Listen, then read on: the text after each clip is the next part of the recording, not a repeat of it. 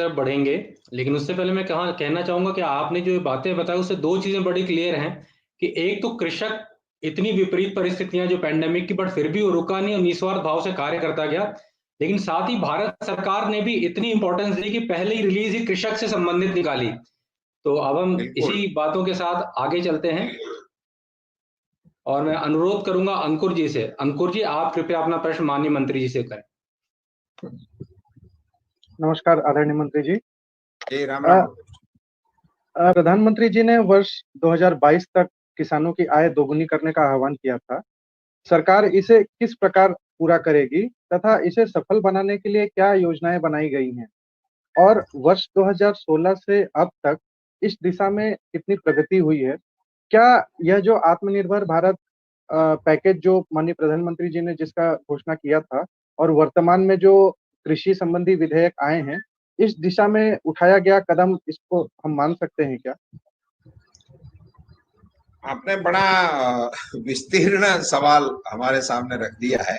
मैं कोशिश करता हूं कि आपके जो भाव है कि मोदी जी ने 2022 तक किसानों की आय को दोगुना करने का जो लक्ष्य रखा था, उसको हासिल करने की दिशा में भारत सरकार की ओर से क्या प्रयास हुए।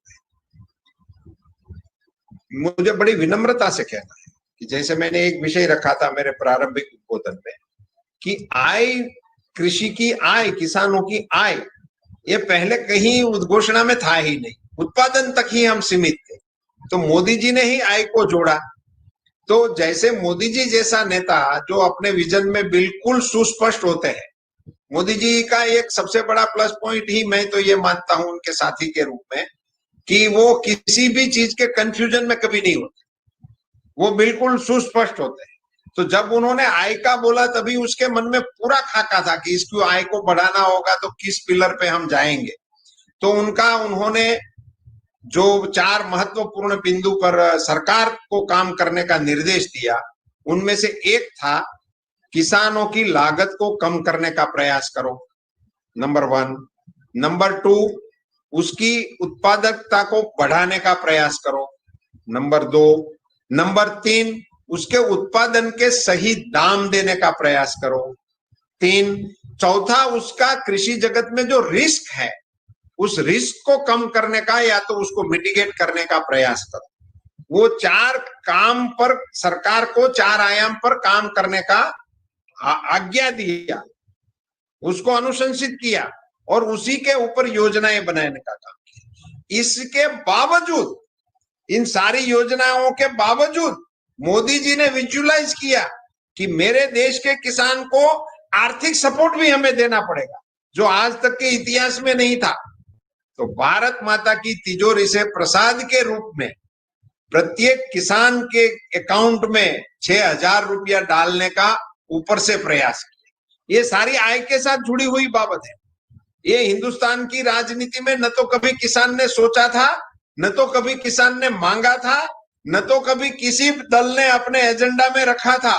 ये मोदी जी के मस्तिष्क का परिष्करण है, इसको आविष्कार माना जाएगा कि उन्होंने किसानों के साथ जोड़ने का काम किया और उतना सटीक तरीके से जोड़ा कि एक पुश बटन दबाने से 8 करोड़ किसानों के अकाउंट में 16,000 करोड़ रुपया ये पैंडेमिक के चलते जमा हो गए, एक पुश बटन दबाने से। इतना पारदर्शी तरीके से ये काम किया। अब मैं आपको ये बताऊंगा कि जो 4 पिलर मोदी जी ने खड़े किए थे किसानों की लागत कम करने का, तो आपको एक नुस्खा के रूप में देश के लोग जिनको सुन रहे हैं नुस्खा मानते हैं, ये नुस्खा नहीं था। आजादी के बाद इतना बड़ा निर्णय किसी ने लिया, क्या लिया कि यूरिया जो सबसे बड़ा खाद हम इस्तेमाल किसान करते थे और जिसकी किल्लत ही हमेशा रहती थी, हम तो किसान रहे, हमको पता है, हमने इसके खिलाफ कई रैलियां निकाली, लाठी चार्ज होते थे, खाद लेने के लिए मिलता ही नहीं था, कालाबाजारी होती थी। मोदी जी ने आते ही उसको नीम कोटेड कर दिया, पूरा यूरिया को नीम कोटेड करके बेचो, एक ही आदेश, एक ही लिट्टी का। और बदलाव कितना आ गया पता है आपको? ये सारा सब्सिडाइज यूरिया वो इंडस्ट्रीज में चला जाता था, बाईपास हो जाता था और ये लोग इनको उपयोग करके अपना धंधा चलाते थे। सब्सिडी किसानों के नाम से जाती थी और इंडस्ट्री तगड़ी होती थी। ये यूरिया को नीम कोटेड कर दिया, इंडस्ट्रीज के लिए निकम्मा हो गया। पूरे देश में यूरिया अपने आप किसानों को मिलने लगा, कहीं पे किनार ही नहीं लगी। पिछले 5 साल मोदी जी की कार्यकाल की जो पहली गवर्नमेंट रही 14 से 19 वाली, उसमें एक बार भी मुझे किसी राज्य से हमको खाद नहीं मिल रही है, इसका प्रयास करो, ऐसा कोई अनुशंसा ही नहीं मिली। तो ये पहला एक छोटा सा स्टेप लिया तो उसको कम कर दिया। और नीम कोटेड करने से टेक्निकल क्या हुआ, ये भी हमारे आपके माध्यम से आपको और किसानों को मैं बताना चाहूंगा कि नीम कोटेड करने से उसका जमीन में टिकना ज्यादा हो गया। उस पर एक यूरिया था, उस पर एक कोटिंग हो गया, तो वो जब समझो कि 1 दिन में खत्म हो जाता था, अब उसको 2 दिन लगते हैं अंदर खत्म होने में। तो उसका एरिया बढ़ गया। आज आपने एक डोज डाला तो वो 10 दिन असर करता रहता था पहले, आज वो 20 दिन तक असर करता रहता है। तो उसकी मात्रा कम हो गई, जितना यूज करना चाहिए था उसका। अभी एक अनुसंधान प्राइमरी हमने एक स्टडी करवाया था, तो हमको पता लगा कि नॉर्मल यूरिया यूज करने के बजाय नीम कोटेड यूरिया यूज करने से 10% तक कम यूरिया की खपत हो रही है, और इसका इतना कम हो जाता है तो ये लागत कम हो गई। अपने आप में किसानों में उनकी लागत कम करने में हम कारगर रहे। इससे भी बड़ा स्टेप लिया जब मोदी जी मुख्यमंत्री थे गुजरात के, उसी समय उन्होंने किसानों के लिए सॉइल हेल्थ कार्ड निकाला था। हमारे राजिका जी को पता होगा, तो किसान के लिए सॉइल हेल्थ कार्ड निकाला। उस समय मैं मोदी जी को बताता था हंसी मजाक में, अरे साहब हमारे हेल्थ कार्ड का कोई ठिकाना नहीं है आदमी के, और आप ये सॉइल हेल्थ कार्ड का वो कारोबार निकाल रहे। तब वो मोदी जी हंसते हंसते बताते थे कि रूपाला, ये किसानों को पता ही नहीं है कि हमारी जमीन में क्या कमी है, इसको क्या आवश्यकता है। यदि इसको सही मार्गदर्शन ही आप नहीं करेंगे तो इन सारी टेक्नोलॉजी का क्या उपयोग है। जो यूनिवर्सिटी में इतना संशोधन आप कर रहे हो, लेबोरेटरियों में इतना सारा आविष्कार आपका हो रहा है, वो धरती पे ना जाए तो इसका मतलब क्या है। तब उन्होंने ये बताया था और सॉइल हेल्थ कार्ड निकाला था। संयोग से भारत माता के आशीर्वाद से वो प्रधानमंत्री बने, तो उसी कार्यक्रम को उन्होंने बड़े पैमाने पे पूरे हिंदुस्तान में लागू करवाया। और मुझे बताना चाहिए आपके माध्यम से, आप भी जाने और लोग जो भी आपके साथ जुड़े हैं सभी को पता लगे, 11 करोड़ किसानों को हेल्थ कार्ड दिए, सॉइल हेल्थ कार्ड 11 करोड़ किसानों को। हमारे पास अंदाजित 14 करोड़ किसान है, ऐसा अभी हमारा एक अनुमान है। उसमें आगे पीछे चलता है और ये फिगर डेली अपडेट हो जाता है, क्योंकि जैसे ही डिवीजन होता है एक परिवार का, तो पिताजी के नाम पे वो 1 किसान होते थे, 3 भाई का बंटवारा हो जाता है तो 3 किसान बन जाते हैं। तो इसी के चलते वो फिगर डेली अपडेट हो जाता है। मगर हम मान सकते हैं कि हमारा जो अभी का अनुमान है वो 14 करोड़ किसानों का है। तो 11 crore soil health card Bharat में बांटे गए, और उसी कार्ड में सारी चीजें उनको बताई गई कि आपका खेत है, इसमें ये कमियां हैं, आपका खेत है ये इस क्रॉप के लिए सबसे उपयुक्त है, तो आप इस प्रकार का क्रॉप लगा सकते हैं, इस प्रकार की इसमें त्रुटि है तो उसी प्रकार का खाद लगाइए। इसकी एडवाइस जब किसानों ने मानना शुरू किया तो उससे भी 5-10% की कटौती आ गई। तो एवरेज उसकी जो लागत हो रही थी उसमें कम करने के 2 साइंटिफिक प्रयास मोदी जी के माध्यम से हो गए। उन्नत प्रकार के किस्म, टेक्नोलॉजी, पर ड्रॉप मोर क्रॉप, ऐसे सारे स्लोगन को लगाते हुए उसको अपनी पर हेक्टेयर यील्ड बढ़ाने के लिए तो बहुत कदम उठाए गए। इसका बहुत इतना विस्तार से मैं आपके सामने करूंगा तो उसी में ही ये आज का दिन उसमें चला जा सकता है। तो ये तो इतना बड़ा क्षेत्र है, मगर उसी में उनको, क्योंकि उसी में पहले से ही चल रहा था, तो किसान भी जागरूक है और अपनी सिस्टम भी इसके लिए बहुत काम कर रही है। तो उसी प्रकार से उसमें ये तो चल ही रहा था। और उत्पादन बढ़ने के बाद तीसरा आयाम जो आता था उसको सही दाम मिले। ये बहुत ही समझने जैसा मुद्दा है, सही दाम। वो मैं जब से सभा में सामने बैठ के सुनता था तभी से ये इश्यू चल रहा है, और आज मैं मंच पर से बोल रहा हूं तो इश्यू तो वही का ही वही।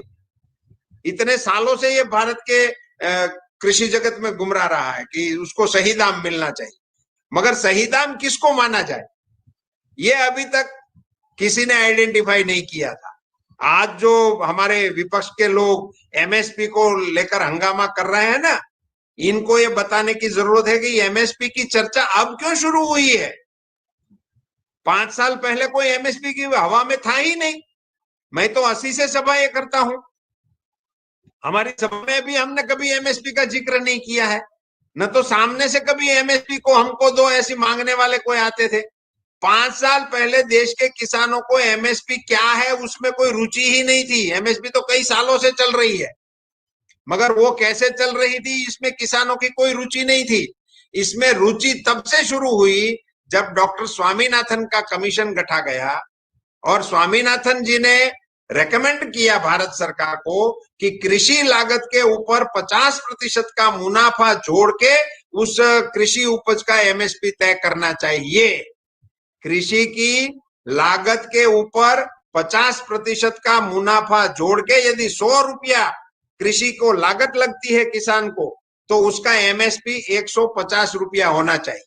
ऐसी महत्वपूर्ण रिकमेंडेशन उन्होंने भारत सरकार को दी। भारत सरकार को कब दी ये हम सबको जानने की जरूरत है। भारत सरकार को उन्होंने तब दी जब केंद्र में कांग्रेस की सरकार थी और डॉक्टर मनमोहन सिंह जी भारत के बड़े प्रसिद्ध अर्थशास्त्री देश की सरकार का नेतृत्व कर रहे थे।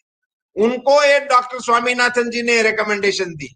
10 साल तक सरकार चली, ये रिकमेंडेशन का बुकलेट को खोला भी नहीं गया, उसको बंद ही हालत में, उसका रैपर भी नहीं खोला, वो उसको मंजूरी नहीं दिया, उसको देखा तक नहीं। प्रधानमंत्री नरेंद्र मोदी बड़ा प्रधान बने, उन्होंने उस फाइल को सामने से मंगवाया कि डॉक्टर स्वामीनाथन जी का रिकमेंडेशन आया है भारत सरकार को, वो क्या है। और उन्होंने इस फाइल का स्टडी करके मुझे इस देश के किसान के नाते गर्वपूर्ण कहना है, मोदी जी ने स्वामीनाथन साहब की इस रिकमेंडेशन को मान्यता दिया और उसी के आधार पर नीतिगत निर्णय लिया कि किसान की लागत के ऊपर 50% का मुनाफा देकर ही एमएसपी तय होगी। ये निर्णय लेकर किसानों को सही दाम देने का ऐतिहासिक निर्णय हमारे प्रधानमंत्री जी ने लिया। जो उनका स्लोगन है कि हम किसानों की आय को दोगुनी करेंगे, इसमें एक माइलस्टोन हो गया। और इसके चलते अब किसान मांग कर रहे हैं कि हमको हमारी जो चीजें हैं वो एमएसपी से ही खरीदो। ये इसलिए मांग कर रहे हैं कि अब जो एमएसपी डिक्लेयर हो रही है उसमें और मार्केट में बड़ा डिफरेंस होता है, मार्केट से बहुत ज्यादा होता है। तो इसी के चलते और इसमें फिर भारत सरकार राज्य सरकारों से के साथ योजना बनाकर एमएसपी पे खरीद करने का बड़ा कार्यक्रम चला रही है।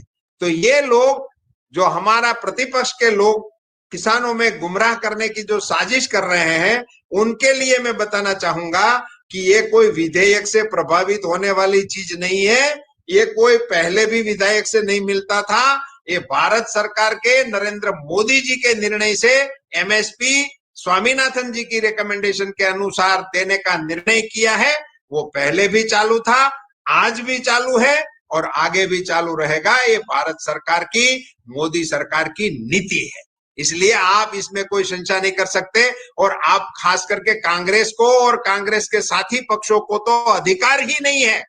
तुमने 10 साल सरकार चलाई, आपने निर्णय ही नहीं लिया और आप अभी एमएसपी को लेकर रोना धोना कर रहे हो। किसान सब जान रहे हैं, किसान को सबको पता है कि आपने तो दिया नहीं था, अब आप क्यों डेमोन्स्ट्रेशन करने के लिए आ रहे हो।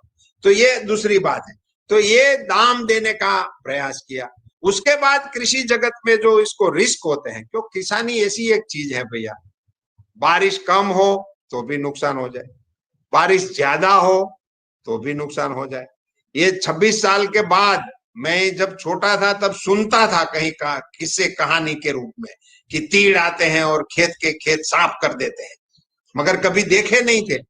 मगर अभी ये तीड़ आ गए, वो कहां से निकलते हैं, रेगिस्तान से, और आ जाते हैं और हजारों किलोमीटर का एरिया साफ कर देते हैं। वो आ जाते हैं, वो बैठ गए खेत में, तो हरा भरा जो खेत होता है वो उड़ने के बाद पूरा ब्लैक दिखता है।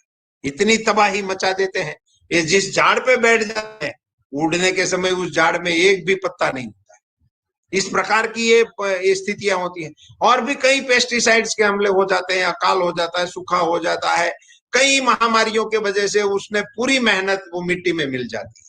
तो इस रिस्क को कम करने के लिए प्रधानमंत्री जी ने प्रधानमंत्री फसल बीमा योजना करके एक बहुत ही महत्वाकांक्षी योजना को लागू किया, जिसमें किसानों की इन जो भी क्षतियां होती हैं, उसमें पूर की हो, बाढ़ की हो, अकाल की हो, पेस्टिसाइड्स की हो, ओले गिरने की हो, इन सारे रिस्क को मैनेज करने के लिए और उसी को योजना को इतना सरल बना दिया कि प्रीमियम सारे देश के किसानों के लिए एक सरखा, खरीफ में 2% और रबी में 1.5%, कोई भी किसान हो, और बाकी का जो पैसा लगता था टेंडर के हिसाब से वो उनका वहन राज्य सरकार और केंद्र सरकार बराबर हिस्से से कर लेती थी। किसान को सिर्फ 2% देना है और खरीफ रबी के लिए 1.5%, इतना इसको सरल बना दिया।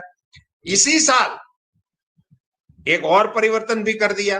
पहले ऐसे करते थे कि जो भी क्रेडिट लेता था किसान, तो उसके लिए हमने कंपलसरी कर दिया, जो भी क्रेडिट लेगा तो उसका इंश्योरेंस हो ही जाएगा, क्रॉप इंश्योरेंस।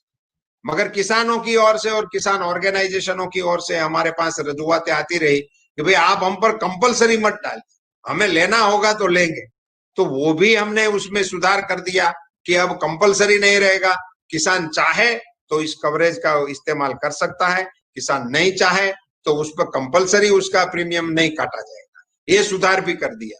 चौथा, उसमें एक और सुधार भी कर दिया, मुझे याद है इसलिए फिगर भी आपको बताना मुझे अच्छा लगेगा, कि किसानों को क्रेडिट देने के लिए 14 में 8 लाख करोड़ रुपए का प्रावधान होता था। 8 लाख करोड़ रुपया पूरे हिंदुस्तान के किसानों के लिए उसको क्रेडिट के रूप में देने का प्रावधान हम कर रहे हैं। आज मैं आपसे जब बात कर रहा हूं और इसमें अभी तक भारत सरकार की ओर से मोदी जी ने इसको लगभग दुगुना कर दिया। आज 15 लाख करोड़ रुपया किसानों को क्रेडिट देने के लिए हमने उसकी व्यवस्था करके रखी है और उसको केसीसी देने का एक बड़ी मुहिम चलाई। बड़ी मुहिम मतलब आपको हमने सारी बैंकों को आदेश दिए और मोदी जी ने एक नया डिसीजन ले लिया इसी के संदर्भ में कि जिसको हम 8 करोड़ किसानों को आज तो अभी उसका फिगर 8.5 को क्रॉस कर गया है, क्योंकि वो हर दिन अपडेट होता रहता है और जहां जहां अब नहीं है हम इसके पीछे लगे हैं, जो रह गए हैं वो उस किसानों को ढूंढ ढूंढ के इसमें जोड़ रहे हैं। तो अभी 8.5 करोड़ को हम क्रॉस कर गए हैं, 9 करोड़ तक पहुंचने की संभावना है। तो हमारे पास समझो कि 8 करोड़ तो दे दिए हैं, तो 8 करोड़ किसानों को प्रधानमंत्री किसान सम्मान निधि के रूप में हम 6,000 रुपया उसके अकाउंट में डालते हैं।